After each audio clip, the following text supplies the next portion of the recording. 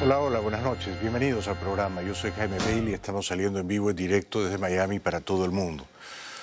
Hoy el presidente Biden ha anunciado que con suerte va a bajar el precio de la gasolina, pero a eso iremos en un par de minutos. Antes, las imágenes de este avión un tanto cochambroso, chatarra, que llegó desde Santo Domingo al aeropuerto de Miami y que nada más aterrizar se incendió parcialmente, son verdaderamente espeluznantes. Uno se pregunta cómo es posible que ese avión estuviera operando. Es decir, los pasajeros han corrido serio riesgo de perder la vida, hubo algunos heridos, algunos lesionados, pero da la impresión de que ese avión no estaba en condiciones de volar. Las lágrimas de desesperación se escuchaban desde la terminal. La pista de aterrizaje del Aeropuerto Internacional de Miami se convirtió en una escena de terror cuando la parte trasera de un avión se incendió tras tocar tierra, creando caos y angustia fuera y dentro de la aeronave. Empezamos a ver fuego, la gente se volvió como loca y empezamos a salir todos por las ventanas. Cada quien estaba tratando de resolver su vida. En medio de la densa humareda negra e invadidos por el pánico, los pasajeros abandonaron el avión por las salidas de emergencia, algunos con sus pertenencias a cuestas. Nos bajaron a salvo con los toboganes, como les dije, tardé como 20 minutos en salir del avión. 20 minutos dentro del avión y la cola en llamas, y uno pensando va a estallar todo, una locura. Es decir, estos aviones, el problema de tomar estos vuelos de bajo presupuesto, estas aerolíneas low cost, es que uno se ahorra un dinerito, pero se juega la vida, ¿no? Y esta aerolínea se llama Red Air, hizo honor a su nombre, ¿no? El vuelo 205 de la aerolínea dominicana Red Air llegó a Miami proveniente de Santo Domingo alrededor de las 5:30 de la tarde del martes. De las 126 personas que iban a bordo, solo 3 resultaron heridas, por fortuna no de gravedad. Muy asustada, muy bueno, me caí, o sea, tuve que salir por el ala del avión, me caí saliendo del ala del avión. Agarré a mis hijos y traté de abrir la puerta de atrás. Me tiré, me lastimé el brazo. Pobre gente, ¿no? De nuevo, tengo la impresión de que ese avión, como muchos otros aviones de líneas de bajo presupuesto, no están en condiciones de operar y, sin embargo, sus dueños no tienen escrúpulos, son vampiros, succionan el dinero de los consumidores y ponen en riesgo la vida de los pasajeros. Habla la jefa de los bomberos que actuó con celeridad y eficacia.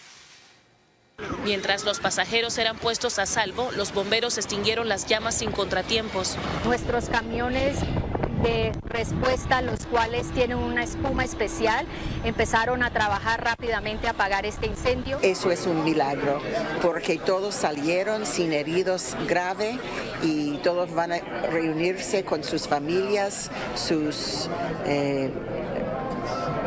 amigos y continuar su vida, aunque tuvieron un choque muy grande. Un impacto emocional que difícilmente olvidarán y que sellaron con un sentido abrazo cuando se reencontraron con sus seres queridos. Bueno, tremendo, tremendo. Es un milagro, ha dicho la señora, un milagro es un acto de Dios, ¿no? Es una intervención divina. O podría ser un gran golpe de buena fortuna, ¿no? En cualquier caso, nadie murió. Otras tomas desde un ángulo distinto de un canal local en inglés. This incredible close-up video shows an aircraft on fire at Miami International Airport. Look closely, passengers escaping from the fiery plane. This was after Red Air SRL-203 landed and caught fire when landing gear collapsed, according to the FAA. This video shows the immediate aftermath. People rushing off the plane with large black smoke in the background. Police and rescue rushed to the plane to start putting out the flames. Sky 10 captured the plane on the runway after the fire was put out. People in the area recorded the aftermath. This video from the highway shows the smoke from a different angle. Bueno, yo espero que la aerolínea sea investigada, ¿no? Porque un avión que está en buenas condiciones aterriza y no se incendia.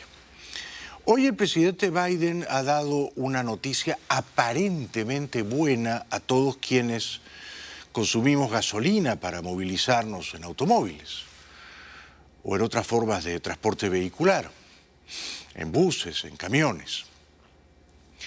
Ha dicho que va a suspender por 90 días, o sea, por 3 meses, el impuesto federal a la gasolina.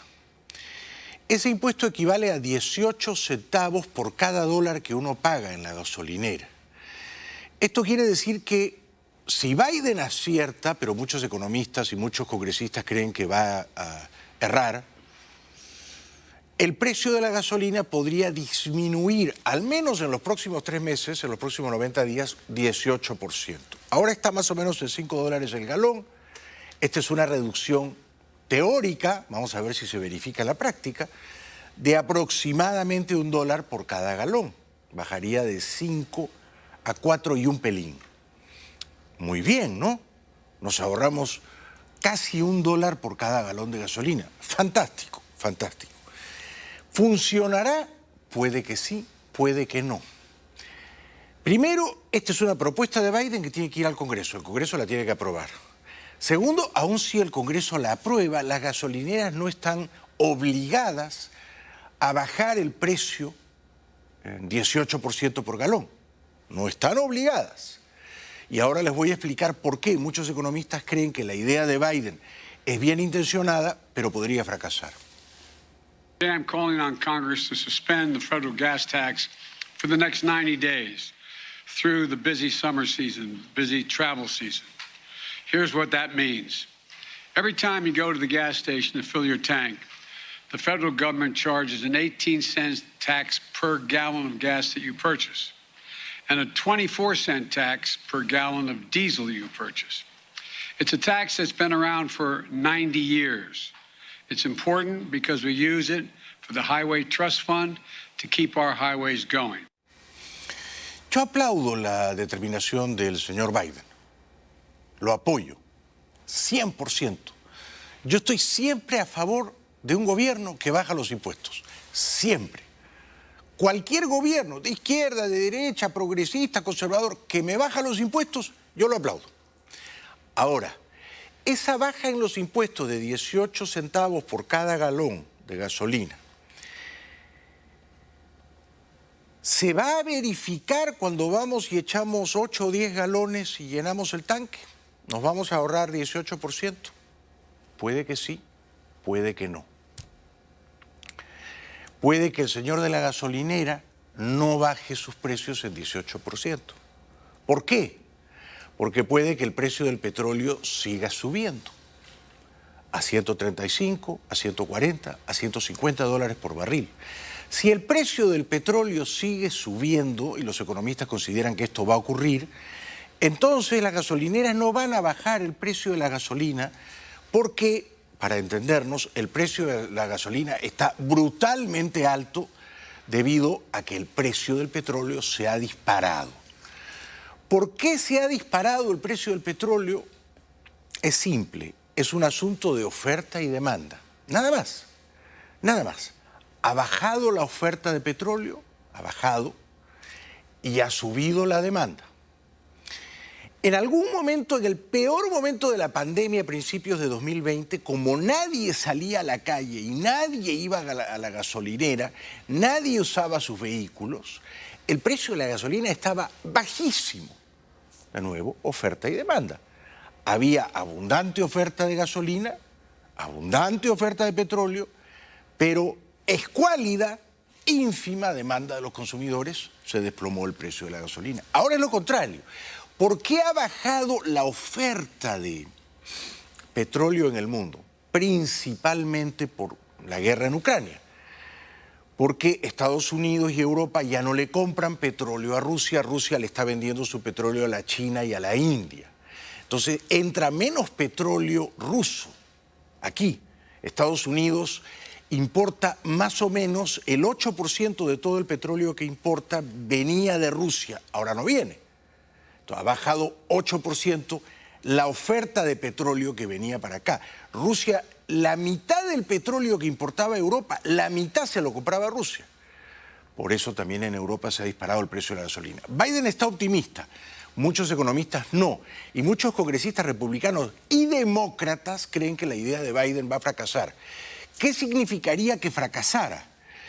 Que efectivamente los próximos 3 meses no te cobran los 18 centavos por cada galón de impuesto federal, pero el precio de la gasolina no baja. Es decir, que uno dice, pero bueno, si ya no me están cobrando los 18 centavos por galón, ¿por qué no ha bajado el precio? Y el señor de la gasolina te dice, porque el precio del petróleo sigue subiendo y yo no puedo bajar mi precio.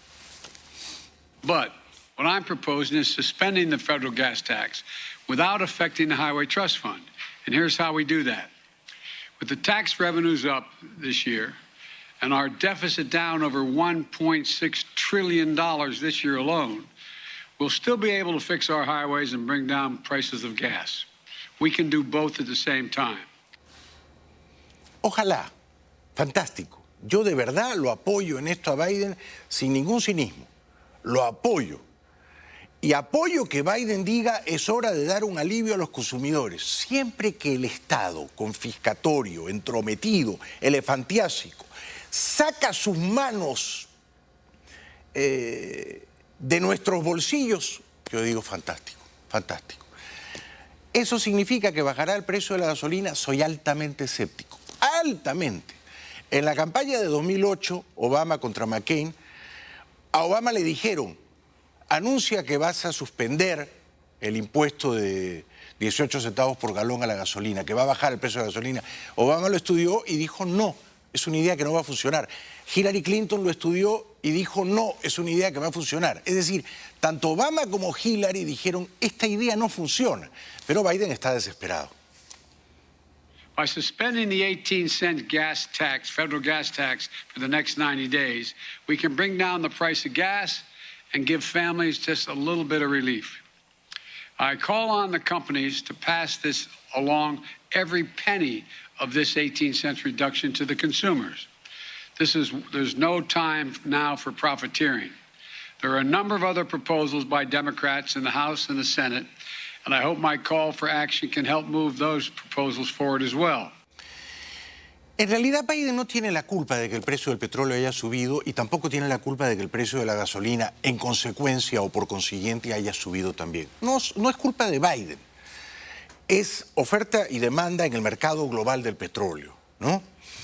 Biden está haciendo todo lo que puede. De hecho, también aplaudo que el presidente pida a los estados, él suspende por 90 días los 18 centavos de impuesto federal.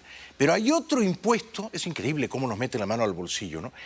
Hay otro impuesto que es estatal, que te saca, creo que son 24 centavos más, aparte de los 18 que te saca el gobierno federal, el gobierno estatal del señor DeSantis aquí en la Florida te saca 24 centavos más por cada dólar, por cada galón, quiero decir, por cada galón. Y el galón está en $5, ¿no? But we can also cut gas prices even more in another way. That's why the second action I'm taking is calling on states to either suspend the state gas tax as well or find other ways to deliver some relief. State gas taxes average 30 cents per gallon. Already, some states have acted. In Connecticut and New York, the governors have temporarily suspended their gas tax as well. In Illinois and Colorado, governors delayed theirs to give families a bit more breathing room as well. Sería formidable que no solamente nos suspendan el impuesto federal a la gasolina por 30 días, sino para siempre. Y que además nos suspendan el impuesto estatal a la gasolina para siempre. ¿Significaría eso que el precio de la gasolina va a bajar 30, 40%? No lo creo. Es más complicado. He tratado de hacer mi tarea. ¿Por qué Estados Unidos sufre las consecuencias de que en el mercado global el precio del petróleo se haya disparado porque hay una caída en la oferta derivada de la guerra, de la invasión rusa en Ucrania? ¿Por qué? La pregunta es por qué, dado que Estados Unidos es el principal productor de petróleo y de petróleo procesado del mundo. Esto no ocurría antes. Antes eran los árabes, ahora es Estados Unidos. El país del mundo que más petróleo produce es Estados Unidos. Entonces uno dice, pero si Estados Unidos es el primer productor, ¿cómo es posible que con el petróleo que nosotros producimos no alcance para satisfacer la demanda interna? ¿Verdad? Pues no alcanza. Es decir que Estados Unidos es, por una parte, el mayor productor de petróleo del mundo y, por otra parte, después de la China, es el segundo mayor importador de petróleo del mundo. Y usted dirá, ¿cómo así? Si Estados Unidos es el primer productor, ¿por qué es el segundo país comprador de petróleo? Y ahí está la pregunta del $1.000.000. ¿Por qué? ¿Por qué después de la China Estados Unidos es el segundo país importador del mundo de petróleo? ¿Por qué? Porque las refinerías de Estados Unidos están diseñadas de tal manera que no son capaces de procesar el petróleo extraído en Estados Unidos, no siempre, no totalmente, no todo el petróleo que se extrae en Estados Unidos se puede refinar y se puede convertir en gasolina para consumirse en Estados Unidos. ¿Me dejo entender? Con lo cual, una parte significativa del petróleo que se extrae en Estados Unidos se vende a Latinoamérica, a Europa. Y al mismo tiempo, Estados Unidos tiene que comprar petróleo que sí pueda ser refinado y convertido en gasolina acá. Por eso le compraba a Rusia, ahora ya no le compra a Rusia. Por eso Biden les está rogando a los saudíes que suban su producción de petróleo para que la oferta al mismo tiempo se incremente y por lo tanto el precio baje. Pero los saudíes no le hacen caso a Biden. Por eso Biden, para subir la oferta, ha usado 150 millones de barriles de petróleo de las reservas de Estados Unidos. Tampoco ha servido. Nada ha servido, nada ha funcionado, todo ha fracasado y da la impresión de que este plan va a fracasar también. Y no es culpa de Biden, insisto. Estados Unidos es el primer productor de petróleo del mundo.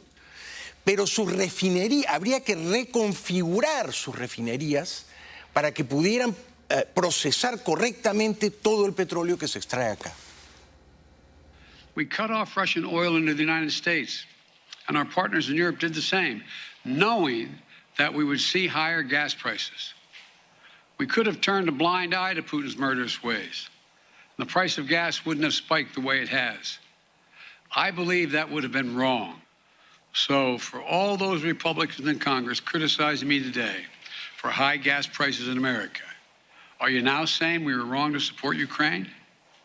Are you saying we were wrong to stand up to Putin? Are you saying that we would rather have lower gas prices in America and Putin's iron fist in Europe? Y la respuesta es Biden hizo lo correcto. Y la respuesta es Europa también hizo lo correcto. Había que castigar a Putin. Había que decretar el embargo petrolero contra la dictadura rusa. Y por lo tanto, Estados Unidos y Europa se han quedado sin el petróleo ruso, hay menos oferta de petróleo, hay una demanda creciente, la gente está de vacaciones, es verano, todo el mundo se echa a la carretera y por lo tanto el precio de la gasolina sube y creo que no va a bajar a pesar de estos esfuerzos denodados de Biden por hacerlo bajar, ¿no? Yo creo que no va a bajar. De todas maneras, la intención de Biden es de agradecer, ¿no? Even as we lead the world in defending democracy and standing up to a brutal autocrat, there are actions we can take to help American families now. We have taken them. We are taking them. The federal gas tax holiday, state gas tax holiday, bringing back refineries, putting them back online. We just have to keep going. I promise you I'm doing everything possible to bring the price of energy down, gas prices down.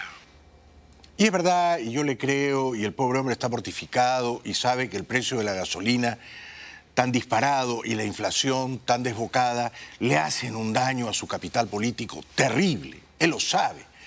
Y los demócratas también saben que si no baja el precio de la gasolina con esta pirueta tributaria de Biden, están enterrados, están sepultados, van a perder las elecciones de noviembre y van a perder la reelección.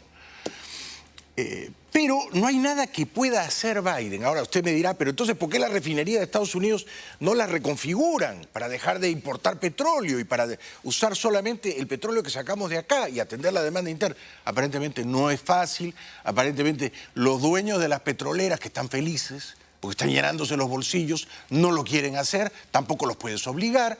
Biden les ha pedido que extraigan más petróleo para que haya una oferta sustancial y baje el precio, pero ellos no quieren sacar más petróleo y no los puedes obligar tampoco. Como no puedes obligar al dueño de la gasolinera a bajar el precio del petróleo solo porque Biden suspende el impuesto federal. Es complicado, pero así funciona el mercado libre, ¿no?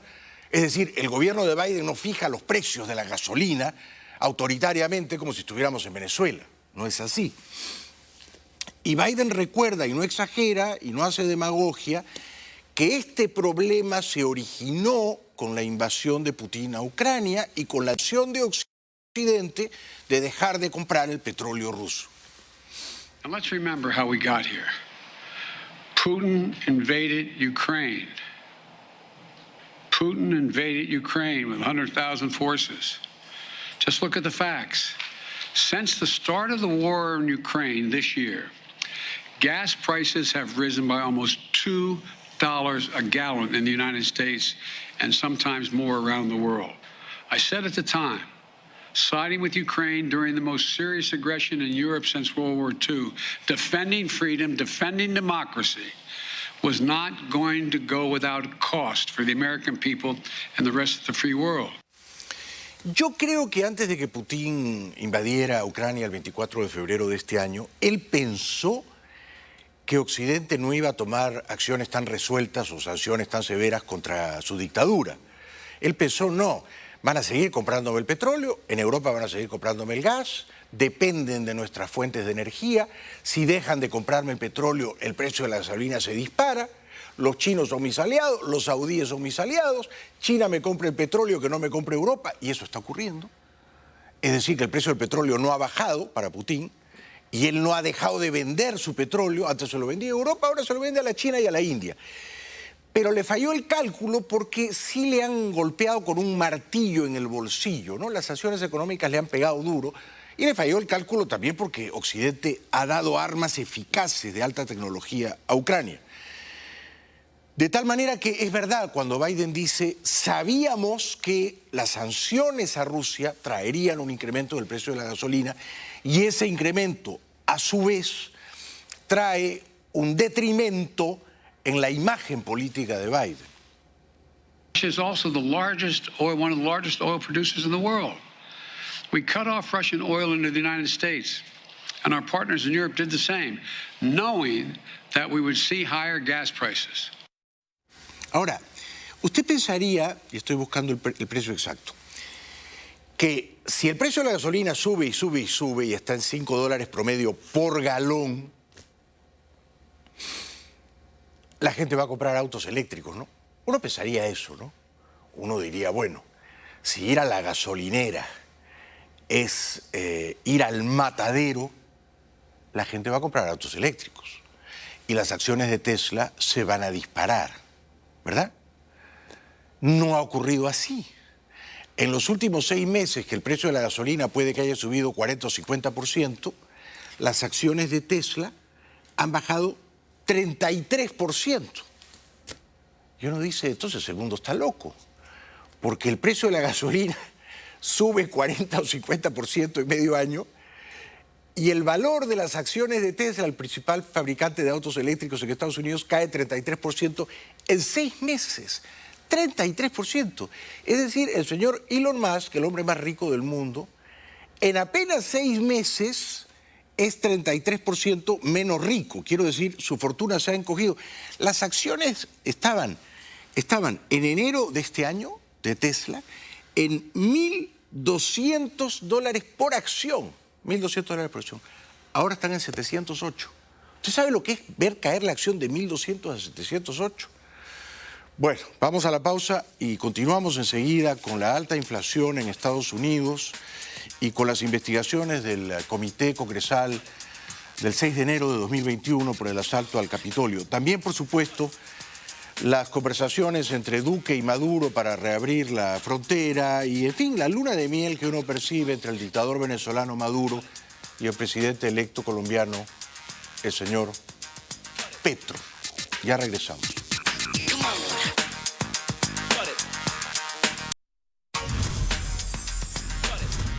Bueno, bienvenidos de vuelta al programa. Ustedes recordarán que cuando Hillary Clinton fue candidata a la presidencia, su candidato a la vicepresidencia era el senador por Virginia, Tim Kaine, un hombre muy inteligente y muy simpático. Kaine hoy dio una entrevista y dijo que él cree que este esfuerzo de Biden por bajar el precio de la gasolina no va bien encaminado, no va a funcionar. Es decir, los propios demócratas en el Congreso creen que Biden no va a coronar con éxito su plausible esfuerzo de bajar el precio de la gasolina para darnos un alivio. I don't have a problem supporting President Biden on the gas tax holiday, although I think there's a better way to come at this, and I'm going to talk to my colleagues about it. I think what we ought to do is have an excess profits tax on the big oil producers who are raking in record profits and rebate that tax, 100% of it rebated back to consumers. This isn't to grow government, and it's not permanent, but while gas prices are at these really high levels, you know, let's go after the oil companies that are raking in excess profits and give the money right back to everyday people. You don't take money out of the Transportation Trust Fund to do that. If you're going to have a vote in Congress anyway, why not have a vote that would really put dollars back in people's pockets because of these high gas prices? That would be my preference. I don't have a problem voting for a temporary cessation of the federal gas tax. I don't give advice to my state senators about what they need to do with Governor Youngkin's proposals because I don't want them telling me what I should do in the U.S. Senate. El problema es que, como han advertido, cada estado, digamos, actúa con independencia en su política tributaria, fiscal, y entonces no necesariamente le van a hacer caso a Biden y no van a suprimir o suspender tan siquiera el impuesto estatal a la gasolina, aunque sí, por supuesto, el impuesto federal está suspendido 90 días, ¿no? Este senador demócrata, aliado de Biden, Tim Kaine, considera que Biden comete un gran error al anunciar que se va a reunir con el príncipe heredero de Saudi Arabia, Mohammed bin Salman. Biden y los demócratas habían tomado una distancia saludable de este príncipe heredero porque, como ustedes recordarán, no hace mucho, este príncipe heredero envió a Turquía un avión lleno de sicarios para torturar, matar y desaparecer por completo a un periodista crítico, el señor Khashoggi, que vivía aquí en los Estados Unidos y publicaba artículos en el Washington Post. El señor Khashoggi se quería casar de nuevo, entró al consulado saudí en Estambul, Turquía, y allí en el consulado saudí lo emboscaron estos sicarios, estos matarifes enviados por el carnicero, por el príncipe saudí Mohammed bin Salman. Ahora Biden está tan desesperado que va a ir a reunirse con el carnicero, con el señor, el príncipe Mohammed bin Salman, de 36 años, príncipe heredero de Saudi Arabia, que mandó a estos sicarios a torturar y matar a un periodista crítico, el señor Khashoggi. Y Biden había dicho que no se iba a reunir con él, ahora le pide favor tras favor, el príncipe heredero no le hace caso, no aumenta la producción de petróleo, no quiere bajar el precio del petróleo, quiere fastidiar a Biden y Biden va a ir a mendigarle a este. Yo digo, si Biden toma una distancia de un matón como Putin, porque invade Ucrania, también tiene que tomar una distancia moral de otro matón como el príncipe saudí, que probadamente mandó a sus sicarios, 12 o 14, en un avión privado a Estambul, a exterminar, a desaparecer de la faz de la tierra. Lo disolvieron en un barril de ácido a un periodista opositor. Y ahora Biden, por su futuro político, para subir en las encuestas, para ver si consigue bajar un poquitín el precio de la gasolina, dice, bueno, ya está, hay que olvidarnos, ¿no?, de que este príncipe saudí es igual o peor que Putin. Bueno, vamos a ser amigos de él. I'll listen to them. They can listen to me. But I think that there are some better ways to handle this. Some of the other ways that the president announced today, encouraging more domestic production, that's important, even looking at measures that he can do it. These are really important. But the one thing I wouldn't do, I wouldn't go have a sit-down meeting with MBS in Saudi Arabia. I'm very opposed to that idea because of his demonstrated involvement in the assassination of a Virginia resident journalist, Jamal Khashoggi, who worked for the Washington Post. MBS es Mohammed bin Salman y es el príncipe heredero de Arabia Saudí, es un hombre inmensamente poderoso, gran amigo de Trump, de la familia de Trump, por supuesto, ¿no? El fondo saudí comprometió, no sé, $2 billones para que los invirtiera el muchacho que está casado con la hija de Trump, con Ivanka Trump, el yerno de Trump. Se entiende que Trump no tenga escrúpulos. Se entiende menos que Biden deje de lado sus escrúpulos, su preocupación por los derechos humanos y esté dispuesto a ser ahora amigote del príncipe saudí. Se entiende menos, ¿no? Ahora, los demócratas muy de la izquierda, la facción de izquierda del Partido Demócrata está aterrada. Está aterrada porque el Banco Central, que aquí se llama la Reserva Federal, ha tomado un número de decisiones fiscalmente conservadoras para bajar la inflación. Pero esas decisiones que con suerte van a bajar la inflación, vamos a ver si baja la inflación, lo mismo que la gasolina, vamos a ver si baja, muy probablemente van a provocar una recesión en el horizonte cercano de los próximos 6 meses. Entonces, le preguntan al jefe de la Reserva Federal, el señor Jerome Powell, si él reconoce que la inflación estaba alta antes de la guerra en Ucrania, porque Biden juega constantemente la carta de decir, bueno, la inflación se nos disparó por culpa de Putin. Pero no es verdad. Y Powell tiene la honestidad intelectual, el jefe del Banco Central, de la Reserva Federal, de decir, la inflación ya estaba un poquito alta, recalentada, antes de la guerra en Ucrania. Given how inflation has escalated over the past 18 months, would you say that the war in Ukraine is the primary driver of inflation in America? No, inflation was high before, certainly before the war in Ukraine broke out. Y es verdad, y lo dice CNN, y CNN no es una cadena que esté contra Biden, está contra Trump, y reconocen que antes de la invasión en Ucrania, la inflación ya estaba en 7.5%. Es decir, no estamos exagerando, tenemos la inflación más alta en los últimos 41 años, por tanto, la Reserva Federal tiene que actuar, tiene que bajar la inflación. Si la consecuencia es que se enfría la economía y hay una recesión, es una consecuencia indeseable por parte de la Reserva, pero quizá inevitable. Consumer prices went up by 7.5% year over year in January, before the invasion began, and that was the fastest pace since February of 1982. It's gotten worse since then because we've seen prices for gasoline, natural gas go up. We've seen food prices go up. And so inflation was a big problem. It's gotten even bigger. Clearly, the White House is searching for solutions here. But let's sum up what we just heard, right? One, not likely to get through Congress. Two, if it gets through Congress, it's going to have a minimal impact on your wallet, right? What did we say? $2.70 every time you fill up your tank. Not a big mover. And then also it could backfire by making demand worse. It's not going to address supply. It doesn't help the revenue situation. There's a lot of drawbacks there. ¿Por qué la inflación ha subido tanto? Esto tiene una explicación más o menos lógica, ¿no? Así como uno puede explicar por qué el precio de la gasolina ha subido.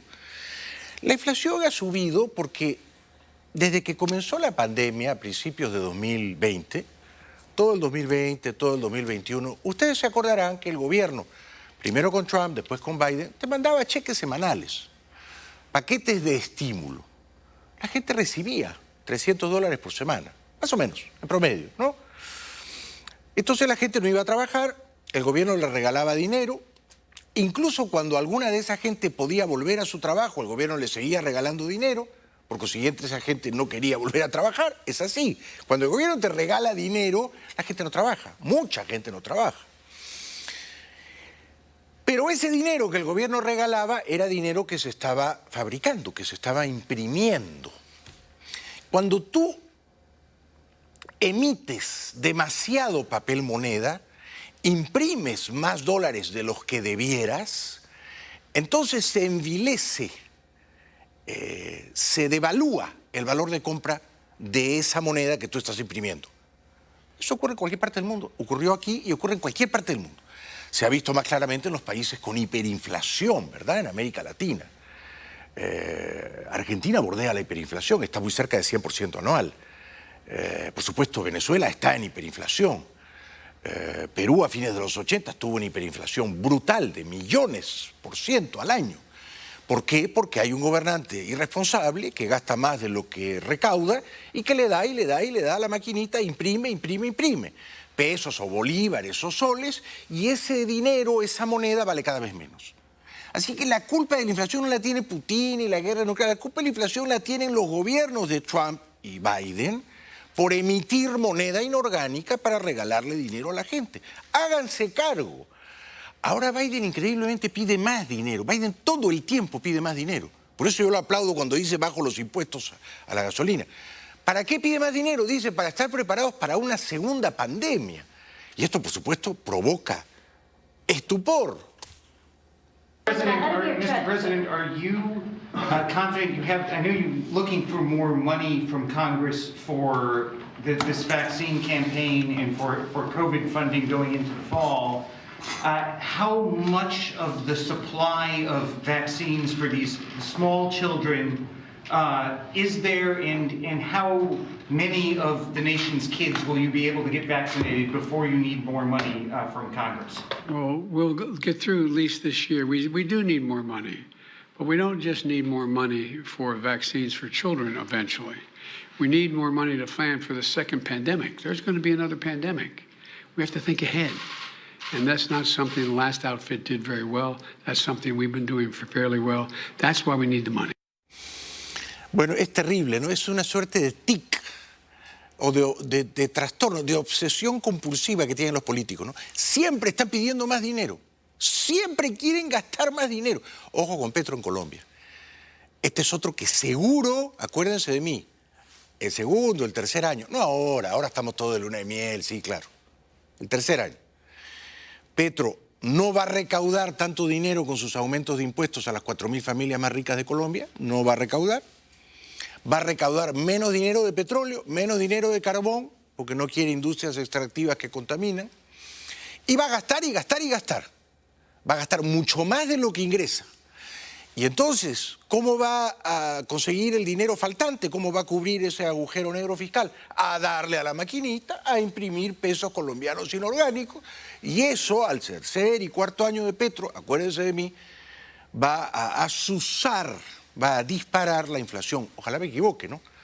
Pero suele ocurrir con los gobiernos populistas de izquierda. Gastan mucho más del dinero que tienen y o bien piden dinero prestado afuera para cubrir el faltante, o, esto es más fácil, van al Banco Central y dicen, dale con todo a la maquinita, sin freno, imprime. Imprimir papel moneda no equivale a crear riqueza, ¿no? Ya regresamos.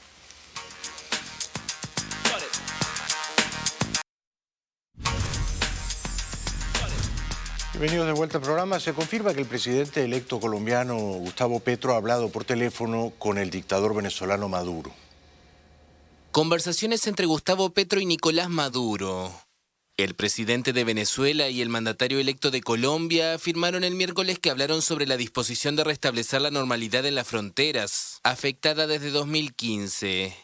Petro anunció en campaña que normalizaría las relaciones con Venezuela, rotas en 2019, luego de que el gobierno del saliente gobernante Iván Duque tachara de fraude la reelección de Maduro un año antes y reconociera como presidente encargado al opositor Juan Guaidó. Es un triunfo de Maduro, ¿no?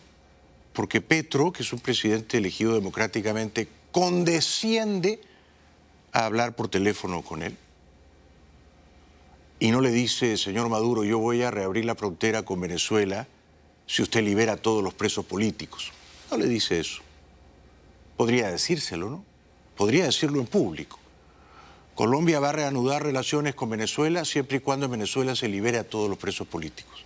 Esto quiere decir que a Petro no le importa, o no le importa tanto, que Venezuela sea una dictadura y que allí haya decenas o centenas de presos políticos. Duque dice que la frontera, al menos del lado colombiano, estaba abierta. El presidente electo Gustavo Petro anunció en Twitter que acordó con Venezuela la reapertura de la frontera. ¿Usted cómo ve eso? Las fronteras no han estado cerradas. Las fronteras están abiertas. Usted me dice que van a abrir, están abiertas. Pero lo que dice Petro es que ya acordó con las autoridades venezolanas.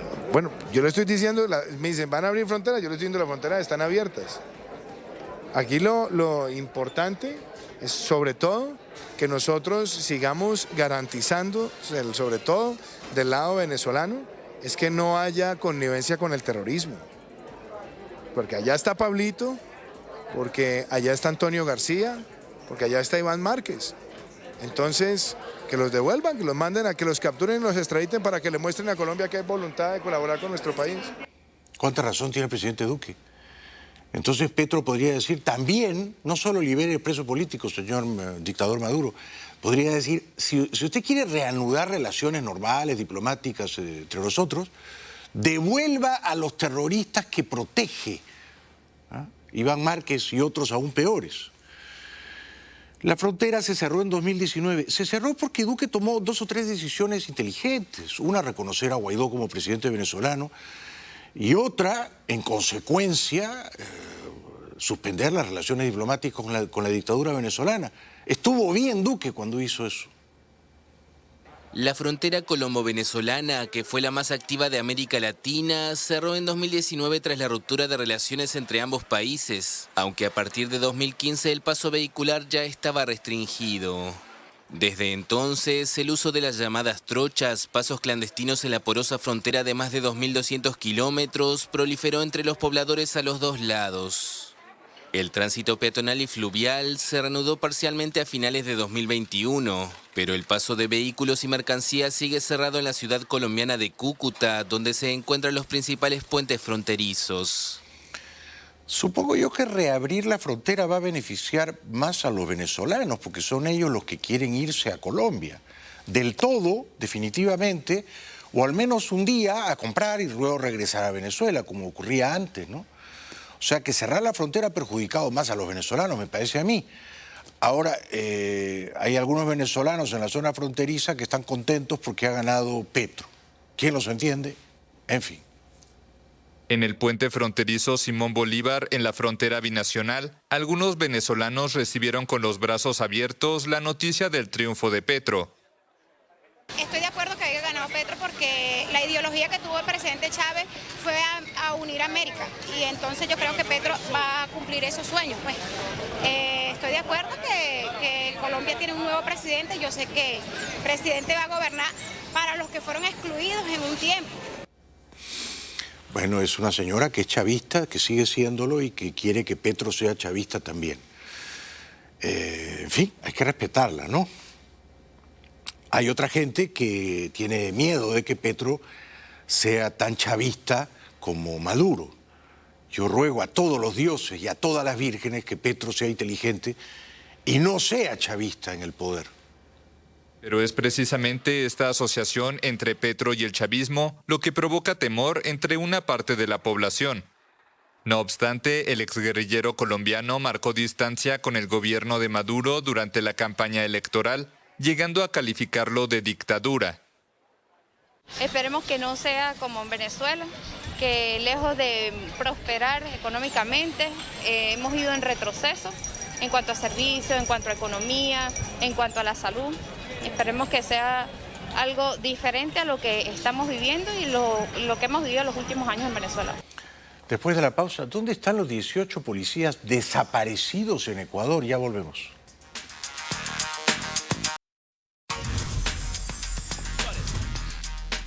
Lo que está ocurriendo en Ecuador es altamente preocupante, ¿no?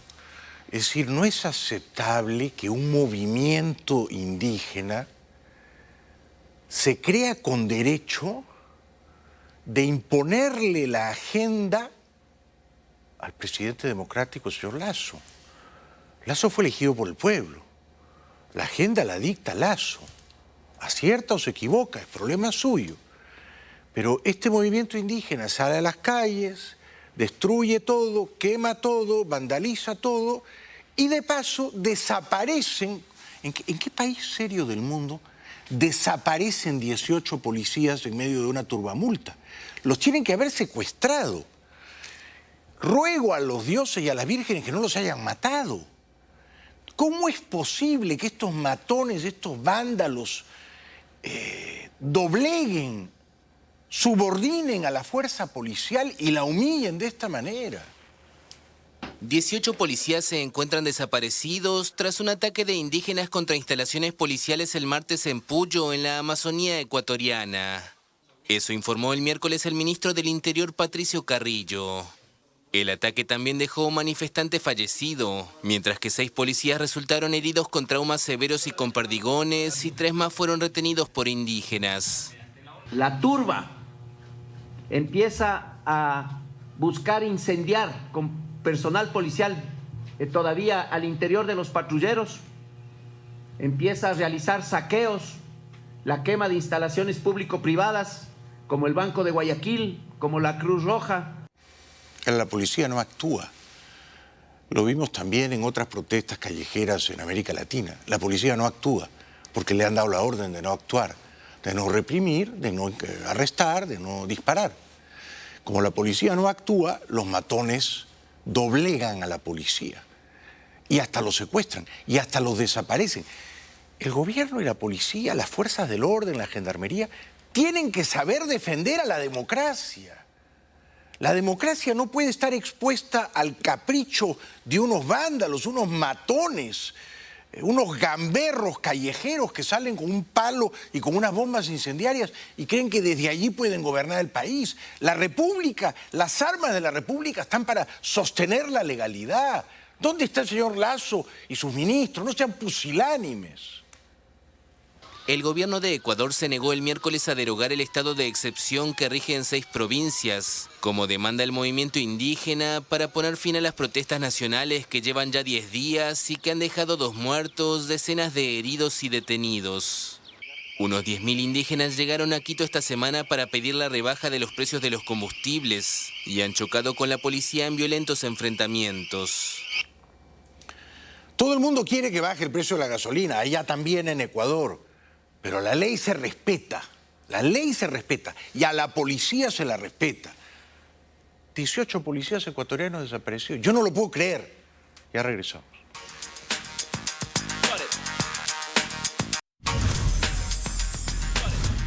Bueno, esto ha sido todo por hoy. Muchas gracias por acompañarnos. A veces pienso que deberíamos grabar lo que conversamos los camarógrafos y yo durante los cortes comerciales. Es otro programa, puede que sea mejor, ¿eh? Seguiremos conspirando mañana. Gracias por hoy. Muy buenas noches. Cuídense. Hasta mañana.